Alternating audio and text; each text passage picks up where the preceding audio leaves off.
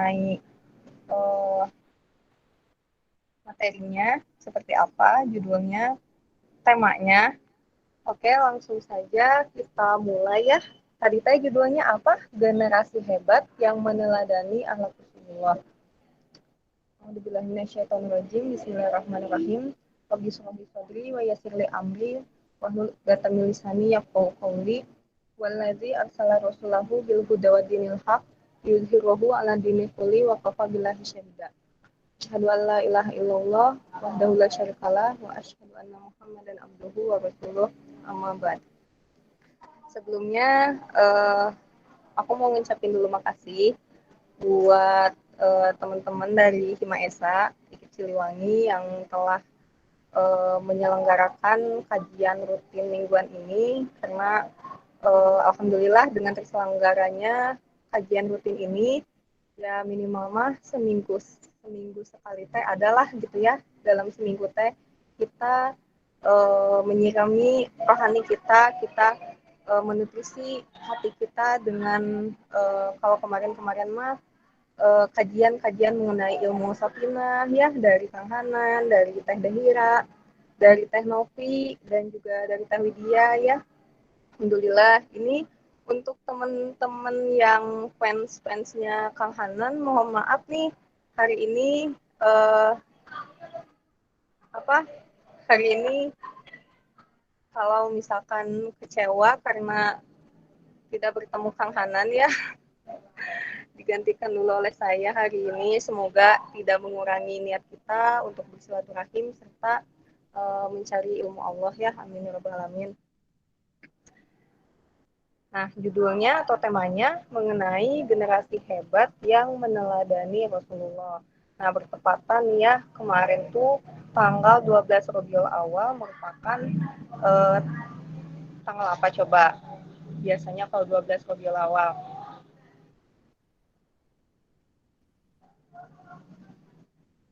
Ada yang tahu? Baru keren banget sih kayaknya. Banyak Maulid Nabi. pamer-pamer. Ya, betul Teh Novi. Peringatan Maulid Nabi Rasulullah Shallallahu Alaihi Wasallam atau ulang tahunnya, ulang tahun, peringatan kelahiran Nabi Muhammad Shallallahu Alaihi Wasallam, betul ya. Nah, biasanya memang kegiatan Maulid Nabi itu selalu diisi, selalu diperingati melalui berbagai kegiatan, berbagai cara gitu ya. Ada yang eh, apa sholawat bareng atau tadabbur Quran bareng gitu ya.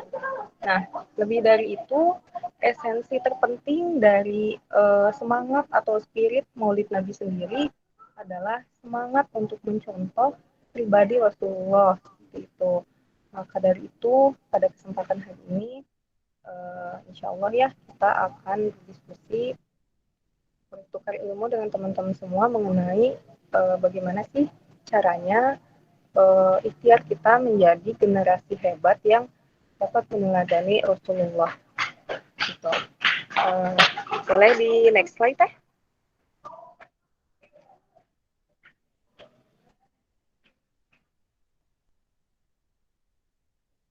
Baik, nah di sini ada sudahkah mengenal Rasulullah? Nah, kira-kira teman-teman di sini sudah kenal belum dengan Rasulullah?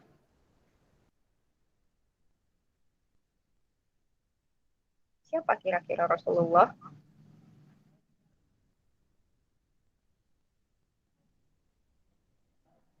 Boleh di-sharingkan siapa sosok Rasulullah bagi uh, teman-teman semua?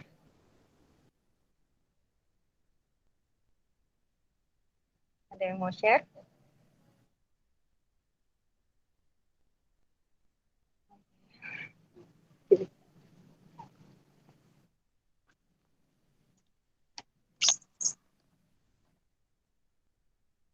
Bisa sosok pemimpin atau apapun. Sosok teladan teh. Ya, terima kasih Teh Novi. Betul ya, Rasulullah merupakan sosok teladan gitu, dimana kita tahu ya bahwa akhlak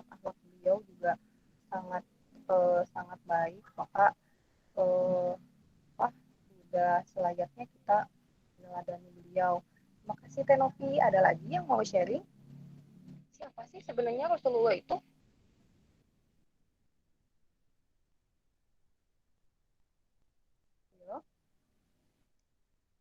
Oke, biar gak penasaran dan bertanya-tanya, mungkin ya kita langsung next aja ke slide selanjutnya.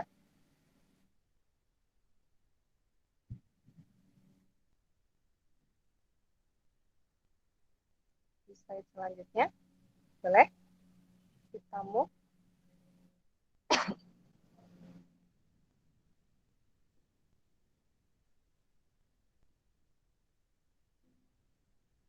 Oke, sini siapakah Rasulullah Muhammad?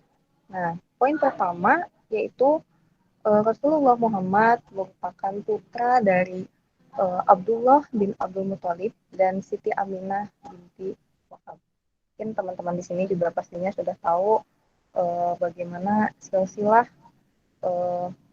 kelahiran Rasul.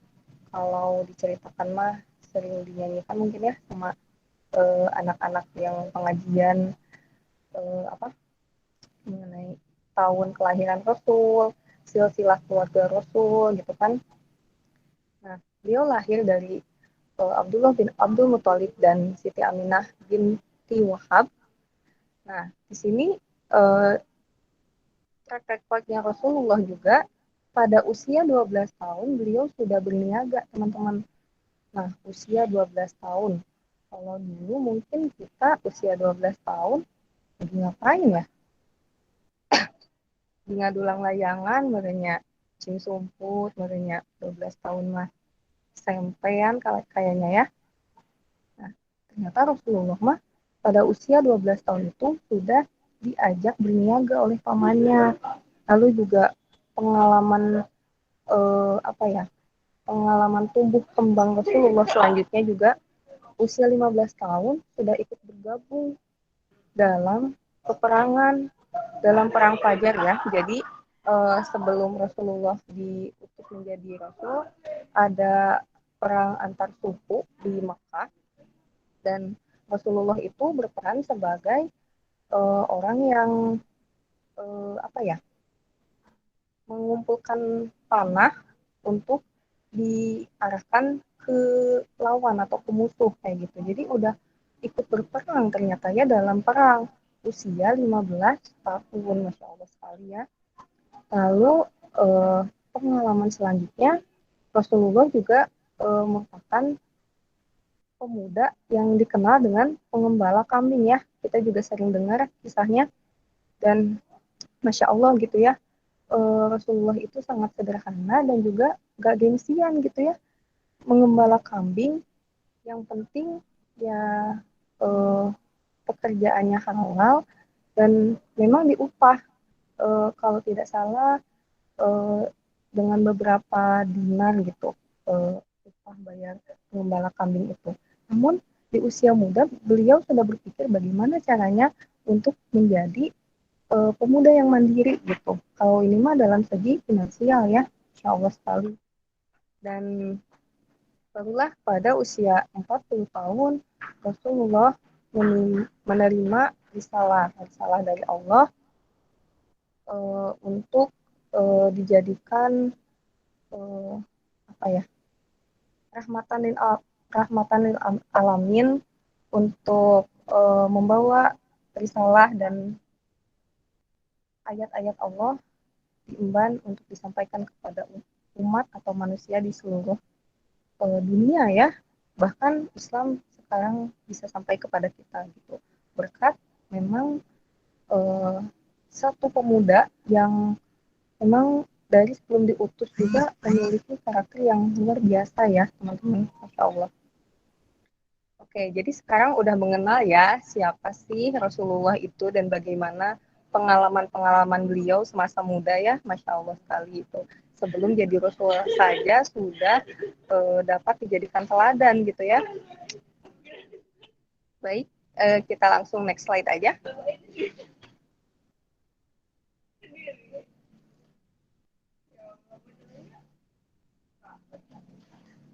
Nah, sudah mengenal Rasulullah nih, bagaimana perasaan kita terhadap Rasulullah? Nah, kira-kira kita udah tahu nih Rasulullah kisah-kisahnya bagaimana, terus juga tadi diceritakan pengalaman-pengalaman beliau ya luar biasa sekali. Nah, lalu bagaimana nih perasaan kita? Eh, Apakah ada di hati kita tempat ruang untuk Rasulullah yang kalau diceritakan di beberapa hadis mah katanya Rasulullah itu sebelum meninggal eh, ketika di akhir hayatnya apa yang beliau ingat? Apa kira-kira?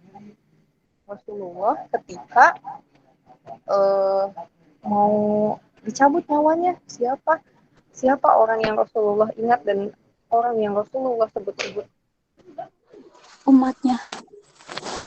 Iya, betul kan umatnya ya sebegitunya gitu Rasulullah kepada umatnya. Lantas bagaimana sekarang perasaan kita terhadap Rasulullah? Nah, untuk agar dapat menguatkan kembali eh, kecintaan kita terhadap Rasulullah Muhammad Shallallahu Alaihi Wasallam, kita next slide yuk. Di sini ada beberapa hadis yang insya Allah bisa menguatkan uh, rasa sayang kita kepada Rasulullah. Nah, di sini ada almar'u ma'aman ahabba. Artinya, seseorang akan dikumpulkan bersama orang yang dicintainya. Tadi riwayat Al-Bukhari dan Imam Muslim. Nah, begitu teman-teman. Jadi, ketika kita misalkan mencintai uh, teman kita, ya berarti nanti kelak kita akan dikumpulkan dengan teman kita. Kalau kita misalkan sayang dengan keluarga kita, insya Allah kita juga akan dikumpulkan bersama keluarga kita juga.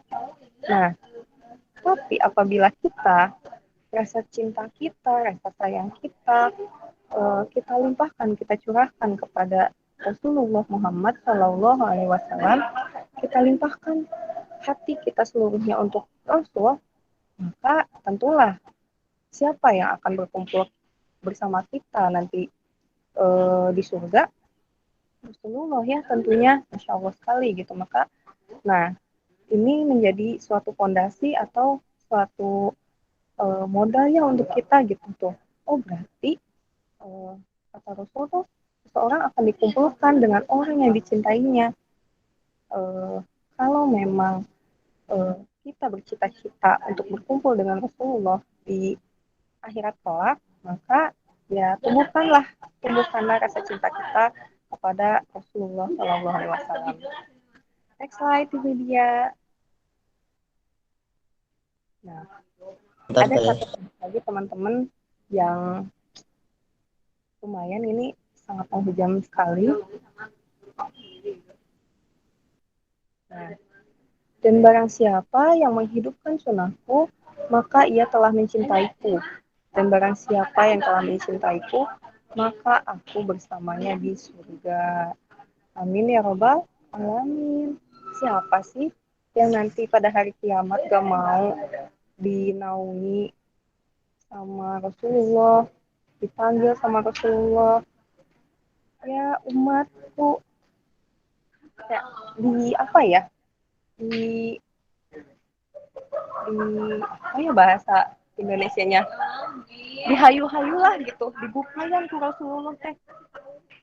Ya umatku sini itu umatku gitu kan, gimana coba perasaan kita ya Allah gitu, orang yang selama ini kita nggak pernah ketemu gitu tapi cahayanya ajarannya tuh sampai kepada kita terasa gitu kan, kita bertemu nanti memberi syafaat ketika di hari kiamat dan ketika di surga kita bertemu dengan beliau.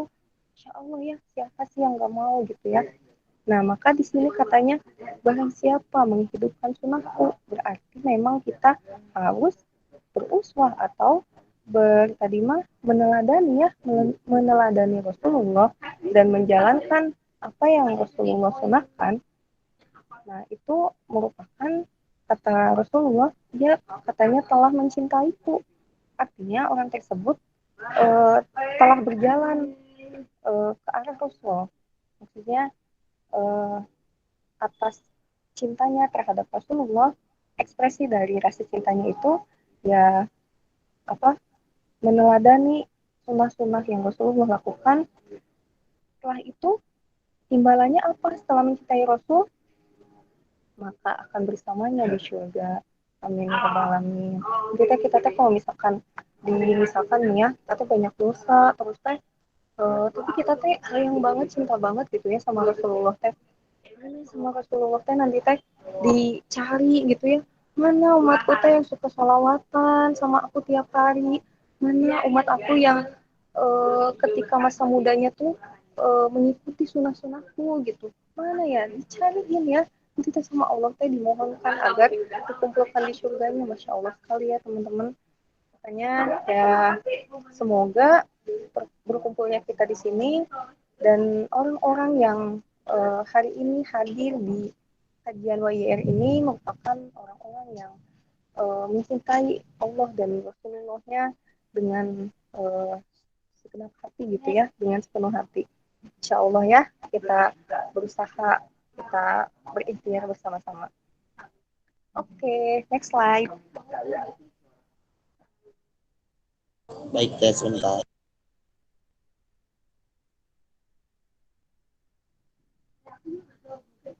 Nah, selanjutnya karena kita akan meneladani akhlak Rasulullah, maka kita juga harus tahu nih bagaimana akhlak Rasulullah sih gimana ya.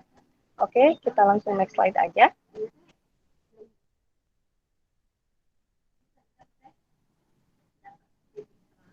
Nah, ternyata Rasulullah juga apa ya, dalam akhlaknya tidak tercermin dari hati aja. Di sini juga ada akhlak dalam pola pikir ya, Masya Allah. Di sini ada beberapa bagian yang spesial dari Rasulullah mengenai akhlak beliau dalam berpikir. Yang pertama, mungkin bisa di zoom ya untuk teman-teman yang di lingkaran itu. Yang poin pertama yaitu Rasulullah itu unggul dalam berpikir. Nah, jadi Rasulullah, pemuda revolusioner umat ini, memiliki kepribadian yang telah menghimpun banyak sekali kelebihan dari berbagai lapisan manusia. Beliau menjadi sosok yang unggul dalam pemikiran, terus juga memiliki pemikiran yang cerdas ya. Selanjutnya juga di sini lurus dalam berpikir. Artinya Rasulullah itu bukan orang yang pelin-pelan ya, teman-teman. Jadi di sini cerdas, lurus dalam berpikir. Jadi juga apa ya? Ya nggak pelin-pelan lah gitu ya dalam memutuskan suatu perkara, juga tepat dalam mengambil keputusan. Dalam poin keempat, tepat dalam mengambil keputusan. Dan yang terakhir, Rasulullah juga memiliki pemikiran yang luas. Oh bisa Rasulullah? Emang apa buktinya Rasulullah memiliki pemikiran yang luas? Nah, jadi Rasulullah itu beliau lebih suka diam lama-lama untuk mengamati umatnya, dan dengan akalnya beliau gunakan untuk mengamati negerinya. Seorang pemuda memikirkan nasib masyarakat di negerinya gitu kan, memikirkan bagaimana caranya memperbaiki keadaan masyarakat di negerinya gitu kan. Jangkauan pemikirannya pun sudah mencakup lingkup negara gitu. Bahkan kalau Rasulullah prospek hidupnya, prospek tujuan hidupnya udah bukan negara lagi ya, udah melangit gitu. Tujuan hidupnya udah sampai ke akhirat ya.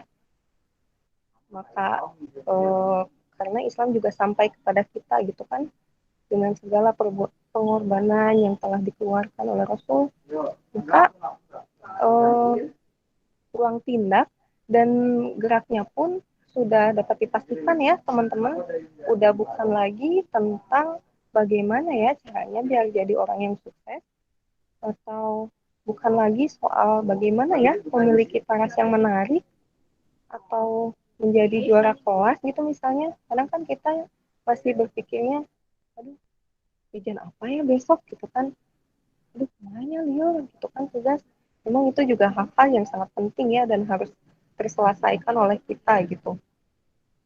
Uh, Meskipun begitu, uh, insya Allah jika kita niatkan segala kegundahan kita, segala pikiran kita untuk beribadah, memikirkan tugas untuk beribadah, memikirkan organisasi untuk beribadah, memikirkan keluarga untuk beribadah, insya Allah memiliki tempat yang baik ya, memiliki ada pahalanya gitu di sisi Allah Subhanahu Wa Taala.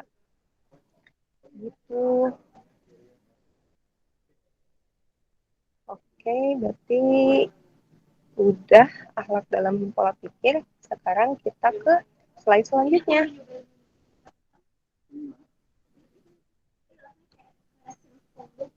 Nah, ada juga akhlak Rasulullah di ruang lingkup sosial.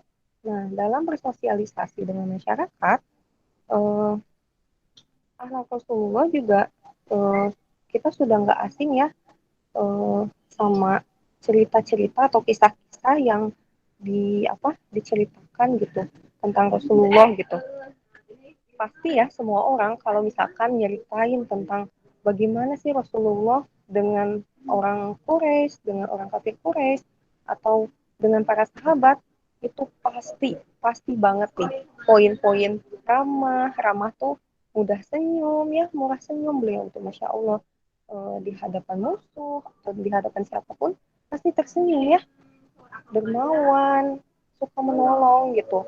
Pernah juga kan ada salah satu kisah di mana Rasulullah sering menyuapi kakek-kakek kafir, yang dimana kakek-kakek buta ya, kakek-kakek buta tersebut uh, benci banget sama Rasul.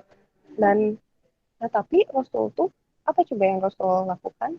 Rasulullah selalu membawakan makanan untuk kakek-kakek tersebut. Dan gak cuma sampai situ, Rasulullah juga menyuapi kakek-kakek tersebut karena kakek-kakek tersebut tidak bisa melihat ya. Setiap hari Rasulullah anterin makanan, suapin gitu ya. Nah, sambil makan tuh si kakek tuh selalu memaki-maki Rasul gitu ya.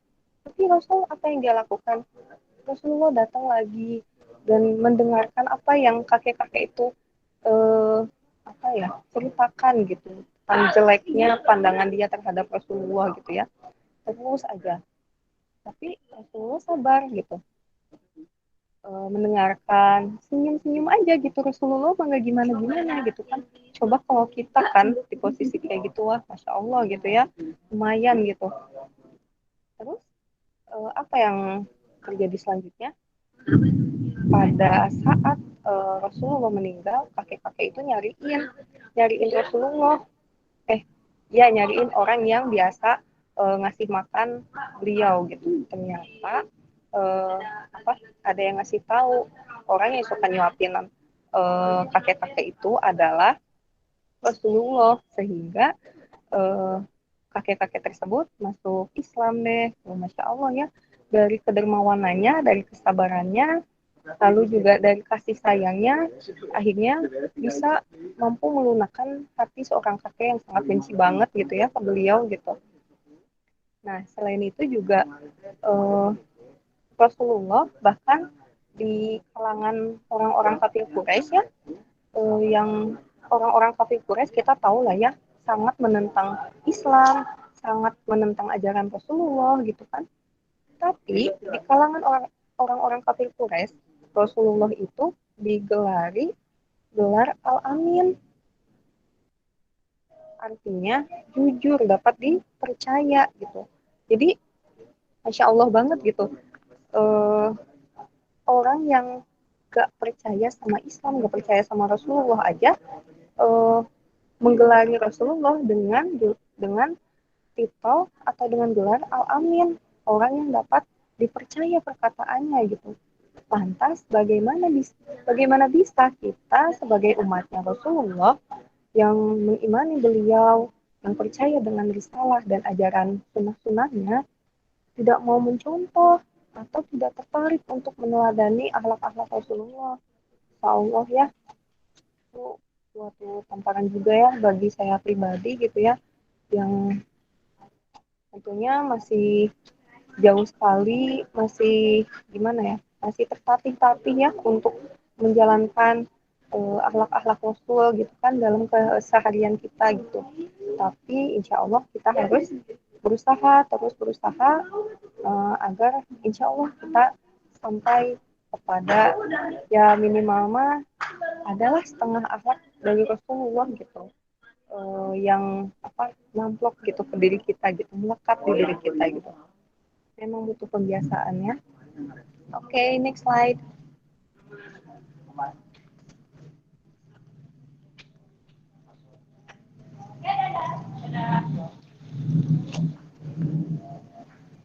Oke, pertanyaan selanjutnya, mengapa harus meneladani akhlak Rasulullah? Nah, sekarang eh, tadi kita sudah ngobrol mengenai apa ya, akhlak-akhlak Rasulullah dan kisah-kisah ya mengenai beberapa penggal kisah tentang Rasul yang akhlak-akhlaknya udah tidak dapat diragukan lagi gitu ya, kebaikannya, ketulusan hatinya gitu ya. Maka yang harus tertemukan eh, setelah mengetahui apa akhlak-akhlak Rasulullah, eh, selain karena eh, kita merupakan umatnya Rasul yang ingin di akhirat nanti pengen diakuin sebagai umatnya Rasul, kita pun sudah tahu bersama bagaimana akhlaknya Rasul gitu kan, eh, sedemikian mulianya gitu akhlak yang beliau contohkan. Apakah kita tidak ingin akhlak-akhlak baik tersebut ada pada diri kita? Kira-kira bagaimana nih pendapat teman-teman gitu kan dengan akhlak-akhlak beliau gitu? Insya Allah banget ya teman-teman, tadi sudah terceritakan nyuapin orang yang membenci beliau gitu kan. Terus juga memang ya kita sebagai umatnya ya tentunya harus menjalankan akhlak-akhlak atau sunnah-sunnah yang dicontohkan oleh Rasulullah seperti itu. Nah, jadi kalau misalkan ingin diakui eh, sebagai umatnya Rasulullah, sebagai eh, orang terpilih yang menemani Rasulullah nanti di surga, juga senantiasa kita menjadi orang yang berkepribadian baik seperti Rasulullah, amin ya. Maka insya Allah kita ikhtiarkan ya untuk bagaimana kita meneladani Rasulullah. Oke, next slide.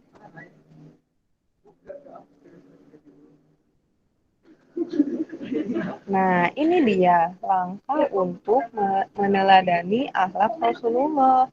Kira-kira apa aja ya? Mari kita next slide.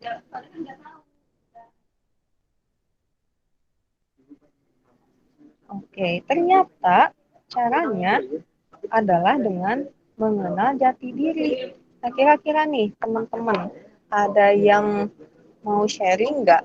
Kira-kira jati diri kita ini siapa sih? Kita tuh sebagai siapa sih teman-teman? Ada yang mau sharing?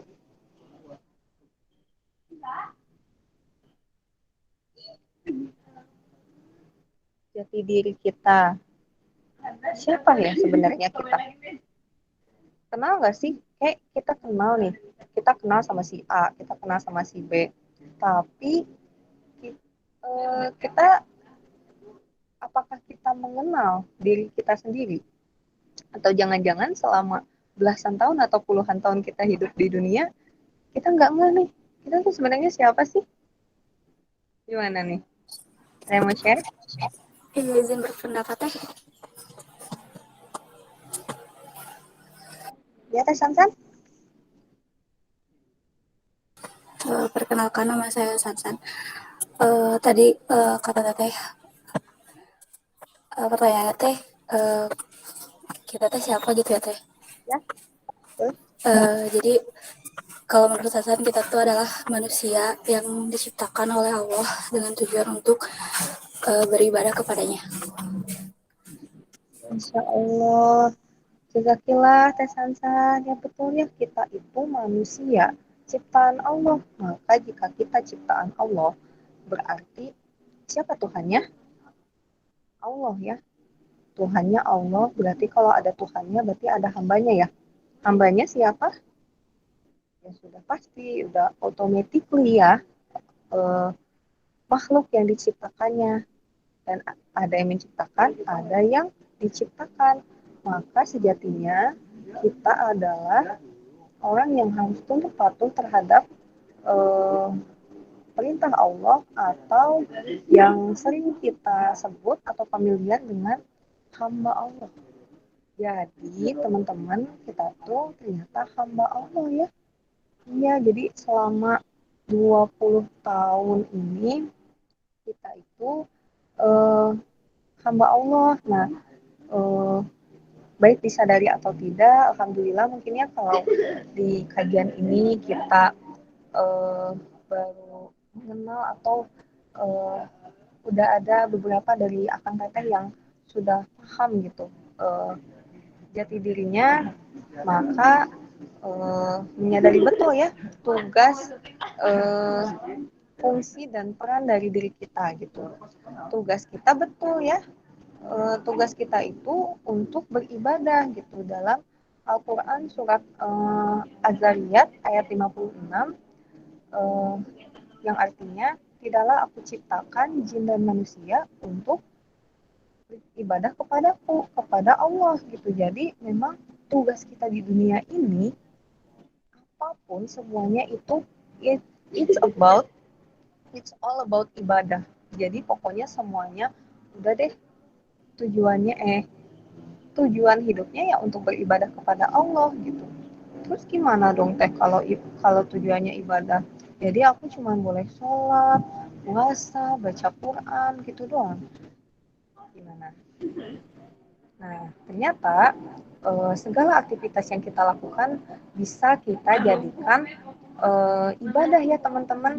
Makan kita, mandi kita, belajar kita, berorganisasi kita, main kita. Kalau kita niatkan untuk beribadah, untuk silaturahim, untuk kita serahkan semua urusan kita, ya kita niatkan Bismillah, makan Bismillah, mau masuk WC Bismillah, apapun kita eh, tautkan kepada Allah, insya Allah ya menjadi suatu ibadah. Maka aktivitas-aktivitas kita tuh berpahala ya teman-teman. Capek kita segala macam tuh berpahala karena kita jadikan sebuah ibadah gitu ya, insya Allah. Nah, yang kedua, setelah hamba Allah memiliki tujuan, nah, hamba Allah ini juga harus menyadari gitu bahwa hamba Allah ini memiliki fungsi.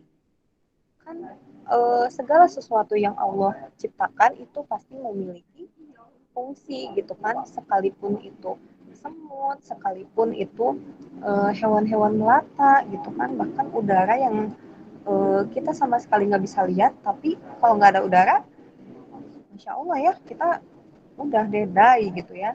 Nah gitu, jadi kita juga memiliki fungsi. Nah, fungsi kita sebagai hamba Allah di sini, di muka bumi ini, yaitu menjadi khalifah atau pemimpin. Nah, jadi gimana sih landasannya ada di Quran surat Al-Baqarah ayat 30. Nah, teman-teman bisa sambil dibuka Al-Qur'annya, kalau mungkin yang masih punya wudhu, habis selesai apa? Habis selesai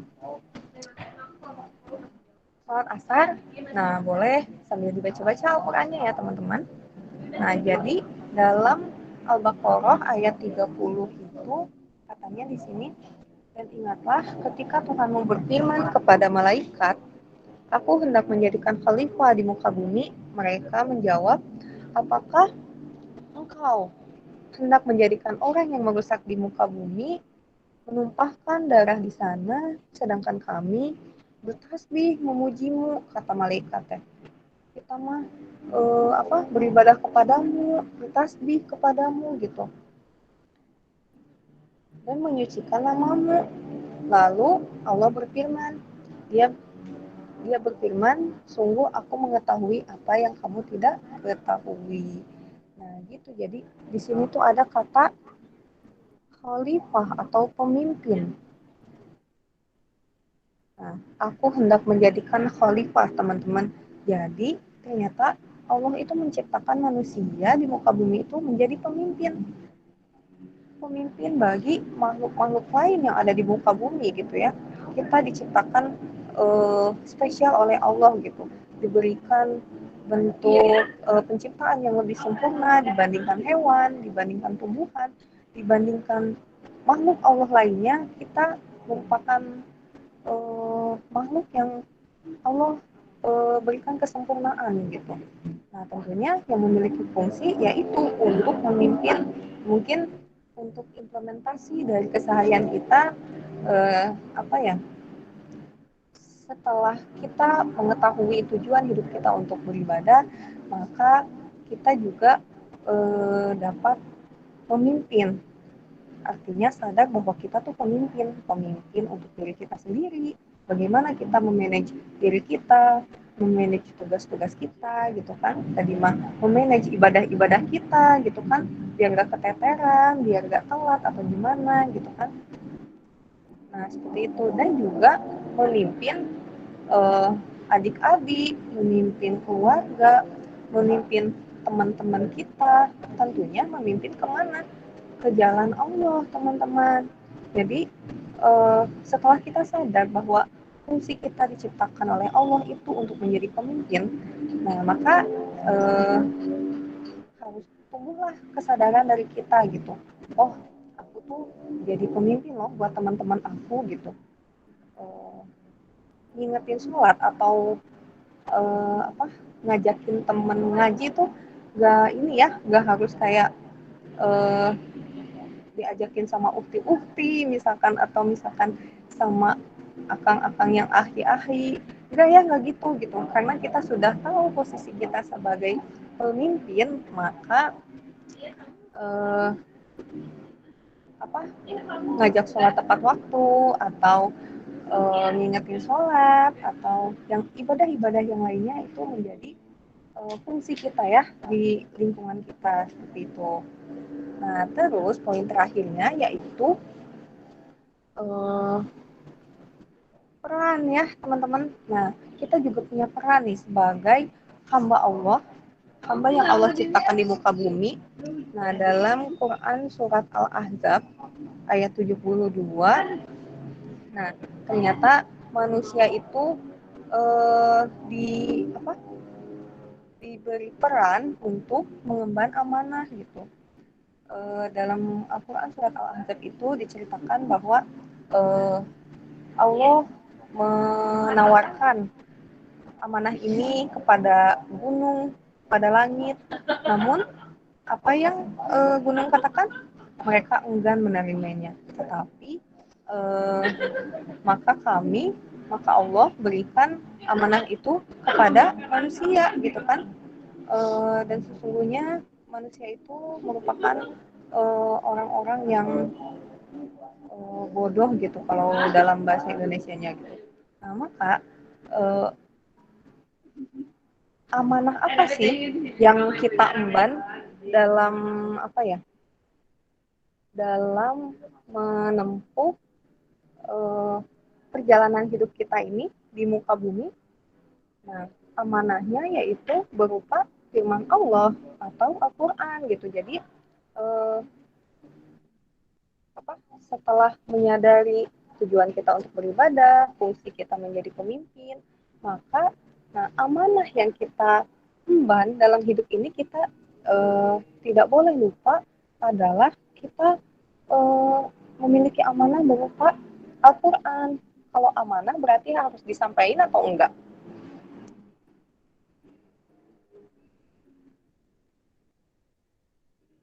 Nggak usah lah teh, ya nggak usah lah gitu, udah bebas aja itu mah, atau gimana? Kalau amanah, mendengar kata amanah itu uh, identiknya dengan hal yang disampaikan atau tidak? Disampaikan teh. Nah, betul Teh Novi. Amanah tuh berarti harus disampaikan ya. Maka kita jangan pernah takut gitu untuk menyampaikan apa-apa saja yang telah kita ketahui ya dari ya yang bersumber dari Al-Quran, dari perintah-perintah Allah seperti itu. Nah, ini pula yang dilakukan oleh Rasulullah gitu. Rasulullah menyadari bahwa dirinya merupakan seorang hamba, lalu juga memiliki tujuan hidupnya hanya untuk beribadah ya teman-teman. Kita juga udah tahu lah ya gimana track record uh, kehidupan Rasulullah. Memang benar-benar didedikasikan untuk beribadah banget gitu. Terus fungsi kita di muka bumi sebagai pemimpin untuk diri sendiri dan keluarga dan lingkungan kita, serta nah eh, kita juga diembankan amanah ya oleh Allah gitu, dikasih amanah oleh Allah gitu. Lantas apakah kita akan membiarkan amanah itu tidak tersampaikan? Nauzubillah ya teman-teman, berhenti di kita, jangan sampai ya amanahnya berupa Al-Quran gitu. Rasulullah juga menyampaikan step-step ini, Rasulullah sebagai pemimpin dan menyampaikan Al-Quran sebagai amanah dari Allah gitu. Kalau Rasulullah mah langsung ya dari Allah gitu. Seperti itu. Oke, last slide.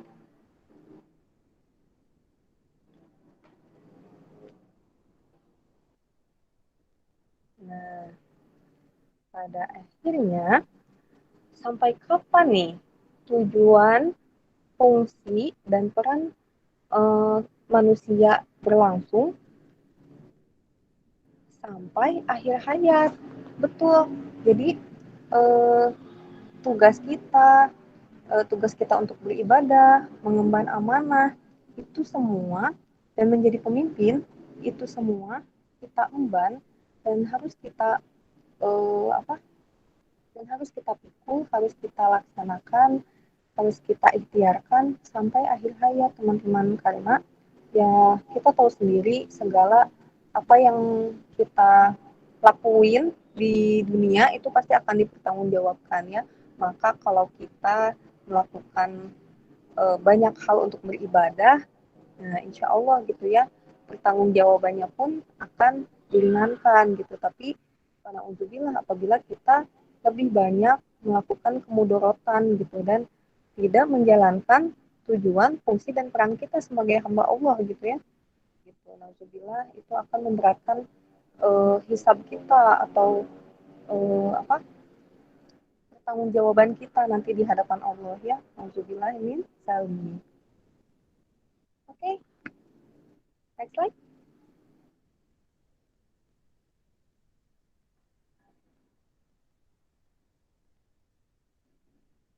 Nah, ternyata alhamdulillah nih materi mengenai uh, generasi hebat yang meneladani akhlak Rasulullah telah selesai disampaikan.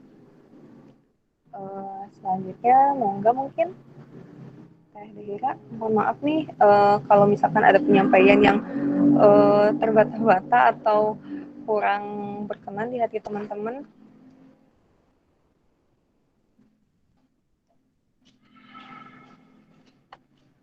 Mungkin untuk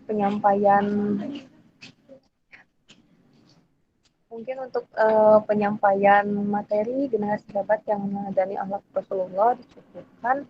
Ya semoga kita hadirnya kita di WIR ini menjadi langkah ya. Tadi mah kita sudah mengetahui bersama bagaimana cara kita menjadi generasi yang mampu meneladani akhlak-akhlak baik Rasulullah gitu ya.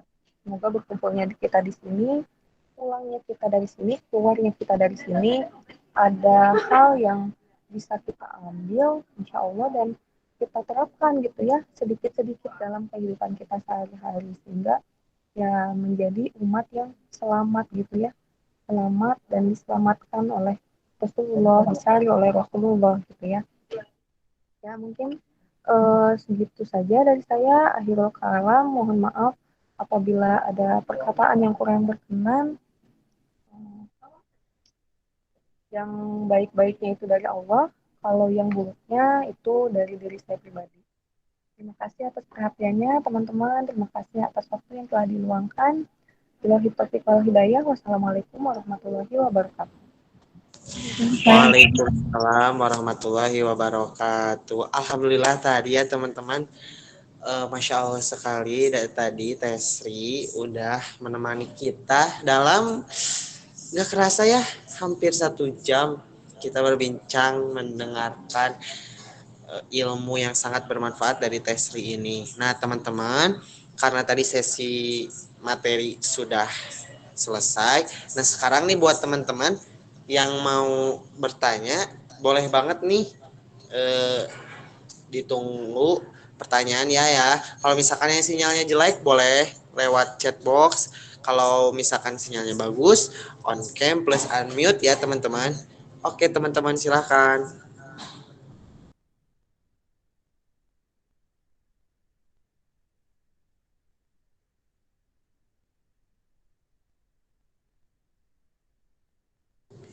Baik teman-teman silahkan ditunggu.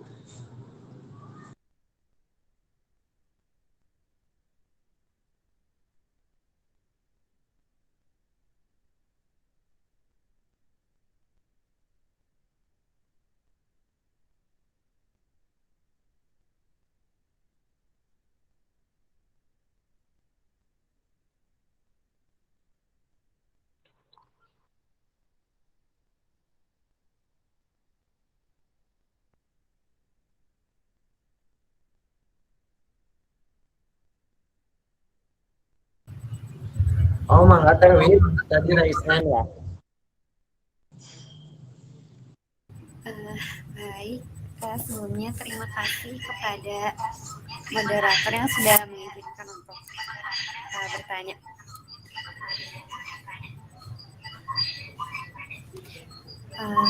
Kayak aku mau izin bertanya, mungkin ini lebih ke teknis ya Teh. Gimana sih kita sebagai seorang muslim gitu ya, khususnya dalam apa ya, kalau konteksnya itu kan kalau kita ingin mengenal Rasulullah kan ada ya sirah nabawinya. Gimana sih Teh tips dan trik kita supaya bisa selesai gitu baca sirah nabawi? Soalnya kalau untuk media pribadi sirah nabawi itu kan tebal ya Teh. Nah itu gimana sih supaya kita bisa gitu minimalnya seminggu atau sebulannya itu kita tetap rutin gitu. Itu Teh pertanyaannya. Terima kasih semuanya. Baik Teh Widya, ini langsung dijawab aja ya. Terima kasih atas pertanyaannya, Masya Allah. Ini pertanyaan menghujam banget ya, nampar banget. Luar biasa Teh Widya, itu juga tantangan yang lagi banget-banget aku hadapin ya gitu. Untuk menyelesaikan buku Sirah Nabawiyah, Masya Allah gitu ya. Dengan dalih sibuk dan lain-lain, itu bukan alasan sih ya gitu. Nah, maka ini bukan suatu tips sih, tapi juga insya Allah menjadi apa ya, menjadi hal yang ingin aku rencanakan ya ke depannya biar selesai juga nih ya, karena emang biar kebayang gitu ya baca Sirah Nabawiyah gitu. Dan eh, ketika membaca Sirah Nabawiyah ya kita akan terpush ya dengan baca apa kisah-kisahnya langsung gitu lengkap gitu dalam sirah tersebut gitu ya. Kalau di Sirah Nabawiyah tuh sampai kalau yang benar-benar ini mah sampai nangis gitu ya baca kisah-kisah Rasulnya tuh gitu kan.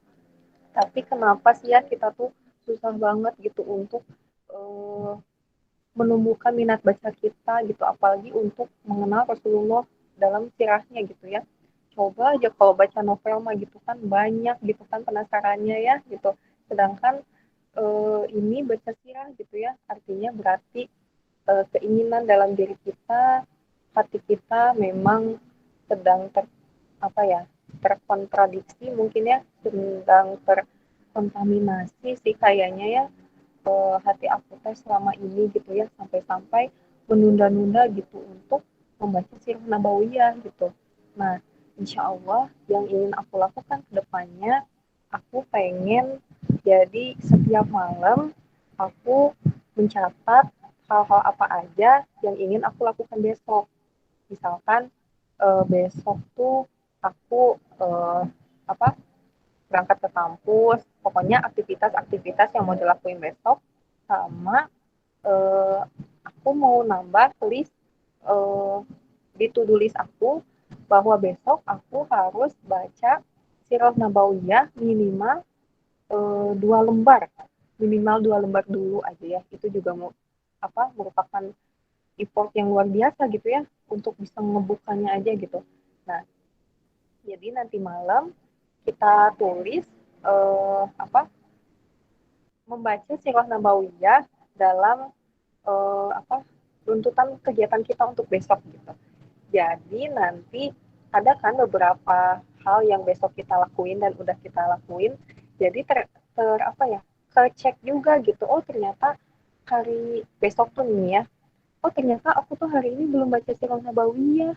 Kan mau baca 2 lembar gitu. Nah berarti kalaupun memang sempatnya sebelum tidur, nah insya Allah ya karena udah ditulis gitu, insya Allah kita tersempatkan dan teringatkan gitu dengan catatan itu gitu bahwa kita harus baca Sirah Nabawiyah itu harus banget memang ya karena uh, itu memang ngebus banget keimanan kita khususnya uh, pada Rasulullah ya. Terima kasih banyak ya Teh Widya, Masya Allah pertanyaannya luar biasa. Juga silakan. Masya Allah sekali ya Teh tadi pertanyaan dari Teh Widya. Teh ada satu mungkin ini untuk jadi pertanyaan penutup. Ada satu lagi yang raise hand Teh ternyata dari Teh Sansan. Teh Sansan hadir. Hadirkan. Mohon maaf izin off cam ya sebelumnya. Oh iya nggak apa-apa Teh, mangga. Waktu dan tempat dipersilakan Teh Sansan. Makasih Kang Hanan. Bentar. Terima kasih Teh Widya. Alhamdulillah materinya sangat luar biasa sekali, sangat bermanfaat ya tentang akhlak Rasulullah. Kalau berbicara tentang akhlak Rasulullah, memang seperti tidak akan ada habisnya gitu. Rasulullah itu merupakan pribadi yang terbaik, yang lahir dari keluarga yang terbaik gitu. Jadi sosialnya udah baik gitu ya, Rasulullah itu dari atasnya. Dan sebelum menjadi nabi pun akhlak Rasulullah itu udah menjadi apa ya, udah menjadi orang-orang Makkah tuh udah tahu gitu bahwa Rasulullah itu merupakan orang yang berakhlak baik sampai mendapatkan gelar Al-Amin. Nah, kalau misalkan menanggapi tentang pertanyaan Teh Widya tentang Sirah Nabawiyah, kemarin kan sekarang kan bertepatan dengan bulan kelahirannya Rasulullah gitu ya. Mungkin kalau menurut aku mah menurut Sansan gitu ya, kalau misalkan baca tentang Sirah Nabawiyah itu kayak sesuai momentum aja. Misalkan sekarang tuh momentumnya hari kelahiran Nabi, bacanya itu surat Sirah Nabawiyah yang keberapa, yang ke-7 kalau nggak salah, yang tentang kelahiran Nabi. Jadi kayak apa sih, sekarang tuh 12 Rabiul Awal tuh tentang kayak lebih mengingatkan lagi tentang kelahiran Nabi itu seperti apa gitu. Nah, Masya Allah sekali ya, tentang kemarin sempat baca juga tentang apa Sirah Nabawiyah yang ke-6 gitu ya, kalau nggak salah ke-7 gitu, tentang kelahiran Nabi. Nah, ada satu akhlak Rasulullah yang dimana Rasulullah itu kan lahir hari Senin. Nah, Rasulullah kan ada seorang sahabat yang bertanya kepada Rasulullah gitu, Rasulullah, kenapa kamu selalu berpuasa pada hari Senin gitu? Lalu Rasulullah menjawab, karena pada hari Senin adalah hari kelahiranku. Nah, jadi pertanyaan juga, kan Rasulullah dulu ya pada saat dulu itu suka berpuasa pada hari Senin karena hari Senin itu merupakan kelahirannya. Nah, untuk sekarang nih, apakah boleh kita itu berpuasa pada hari kelahiran kita gitu deh? Misalkan hari kelahirannya Sabtu nih, boleh gak sih kita berpuasa hari Sabtu gitu, sesuai dengan kan Rasulullah juga dulu suka berpuasa gitu pada saat momentum kelahiran, hari kelahirannya gitu, hari Senin. Nah, untuk sekarang apakah boleh nggak gitu kita puasa pada saat hari kelahiran kita? Terima kasih Teh, alhamdulillah materi bermanfaat, terima kasih. Ya, juga Teh Sansan atas pertanyaannya sangat keren ya pertanyaannya gitu, dan gak pernah terpikirkan bahkan ya sama saya gitu berpuasa di hari lahir gitu ya, Masya Allah. Nah, untuk boleh atau enggaknya sendiri, mungkin kita ini dulu ya, telusuri dulu kenapa sih gitu Rasulullah apa berpuasa di hari kelahirannya gitu ya. Nah, kan terceritakan bahwa Rasulullah itu eh, apa kenapa ingin berpuasa di hari lahirnya karena itu merupakan bentuk rasa syukur Rasulullah gitu terhadap Allah gitu. Maka eh, apa ya ekspresi rasa syukur beliau adalah berpuasa di hari kelahiran, di hari dimana Allah memberikan karunia gitu berupa lahirnya Nabi Muhammad gitu kan pada hari Senin gitu. Maka apabila kita meniatkan hal tersebut, apabila kita meniatkan puasa kita untuk terima mensyukuri juga ya gitu. Ya Allah, uh, aku mau puasa gitu soalnya aku apa lahir di hari Sabtu gitu dan engkau melahirkan hamba di hari itu gitu. Hamba untuk berterima kasih rasa terima kasih hamba kepada engkau boleh ya hamba berpuasa gitu karena engkau gitu insya Allah ya Allah juga pasti perkenankan Allah juga pasti senang gitu ya dengan niat kita gitu atas rasa syukur kita kepada Allah gitu ya jadi kalau kita niatkan untuk bersyukur kepada Allah atas hari kelahiran kita insya Allah gitu eh, diperkenankannya oleh Allah juga gitu apalagi bentuknya puasa gitu ya ibadah yang eh, diperintahkan juga oleh Allah Subhanahu wa taala. Seperti itu Teh Sansan, juga kilah pertanyaannya. Terima kasih Teh.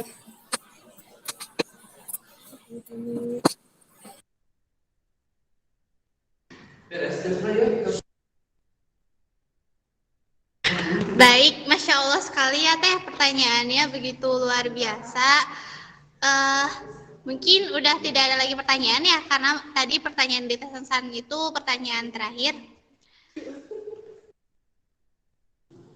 Iya Teh betul.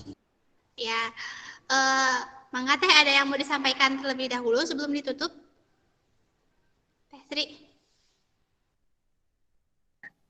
Oh iya, Alhamdulillah paling mau ngucapin makasih banyak sama teman-teman yang bergabung di sini. Teman-teman merupakan orang-orang pilihan ya yang Allah pilih untuk bisa berada di majelis online ini gitu ya. Jarang-jarang gitu ya orang yang mau nyempetin gitu ya apa nyempetin waktunya, waktu sibuknya, waktu luangnya. Kalau luang apalagi ya, mungkin bisa ngelakuin apa aja gitu. Tapi teman-teman memilih untuk berada di sini gitu. Berarti teman-teman merupakan orang-orang pilihan. Semoga kita selalu diistiqomahkan ya untuk berada dalam majelis ini dan tentunya terima kasih untuk Hima Esa sekali lagi yang telah istiqomah juga ya menyelenggarakan kajian ini gitu, Masya Allah gitu dengan lika-liku gitu ya apa ya teman-teman yang hadir mungkin ya hanya sepenggal dua penggal tapi insya Allah teman-teman inilah gitu ya yang nanti jadi pengiring kita di surga karena di apa diwadahi oleh teteh-teteh dan akang-akang gitu ya untuk bisa menimba ilmu Allah, mencari ilmu Allah, apalagi kalau WIR apa sebelum-sebelumnya mah membahas tentang bagaimana ibadah-ibadah kita gitu kan dilaksanakan dalam kitab Sakinah, Masya Allah gitu ya. Semoga jadi amal jariah juga untuk para pengurus semua. Ya, semoga ini bukan akhir ya dari silaturahim kita. Insya Allah tetap semangat teman-teman. Terima kasih banyak pokoknya. Assalamualaikum warahmatullahi wabarakatuh. Waalaikumsalam warahmatullahi wabarakatuh. Wah, Masya Allah sekali ya teman-teman. Tadi apa yang disampaikan Sri itu sangat luar biasa. Mudah-mudahan kita bisa mengambil apa yang telah disampaikan dan bisa mengamalkannya. Ya, terima kasih banyak Teh Sri sudah bisa meluangkan waktunya. Mudah-mudahan nggak kapok ya jadi pemateri di WIR ke depannya. Mungkin WIR hari ini dicukupkan dulu untuk sekarang. Jangan lupa teman-teman, kita masih ada materi-materi yang lainnya gitu di minggu-minggu yang akan datang seperti biasa.